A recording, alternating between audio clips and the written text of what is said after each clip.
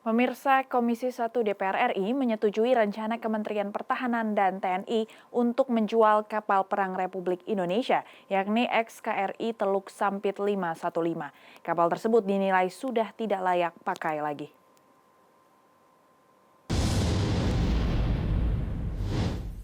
Wakil Ketua Komisi 1 Abdul Karis dalam rapat kerja Komisi 1 bersama Kementerian Pertahanan, Kementerian Keuangan, dan Panglima TNI Jenderal Andika Perkasa, serta Kepala Staf Angkatan Laut Laksamana TNI Yudo Margono, mengatakan Komisi 1 DPR RI menyetujui rencana Kementerian Pertahanan dan TNI untuk menjual kapal perang Republik Indonesia, yakni XKRI Teluk Sampit 515. Kapal tersebut dinilai sudah tidak layak pakai lagi. Panglima TNI, Jenderal Andika Perkasa mengatakan pengajuan penjualan aset milik negara berupa kapal ini sudah dilakukan proses sejak 2 tahun lalu.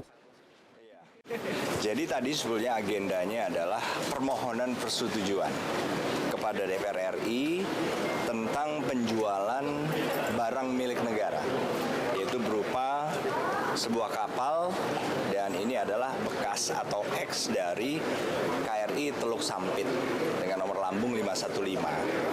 Karena memang nilai perolehan itu di atas 100 miliar, pada saat itu 174 miliar, sehingga prosedurnya dari mulai usulan Kepala Staf Angkatan Laut dilanjutkan tahun 2020 awal, jadi sudah 2 tahun yang lalu, dilanjutkan oleh Panglima TNI 2 tahun yang lalu juga, dilanjutkan oleh Menteri Pertahanan bulan Maret 2020, dilanjutkan oleh Menteri Keuangan tahun lalu bulan September, dan terakhir dilanjutkan oleh Presiden kepada DPR pada bulan Desember tahun lalu. Jadi ini adalah proses terakhir dan hasilnya 7 fraksi menyetujui untuk usulan permohonan dari Kementerian Pertahanan.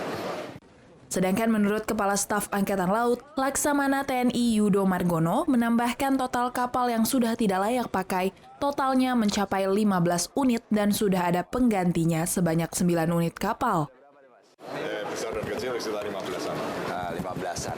Total semua 15? Iya. Besar dan kecil. Yang kecil. Itu buat pengganti ini sudah ada, Pak? Sudah. Jadi termasuk LST ini, yang 9 ini sudah ada.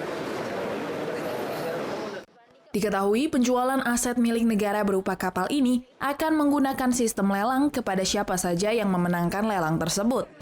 Dari Jakarta, Dio Malau, Nusantara TV melaporkan.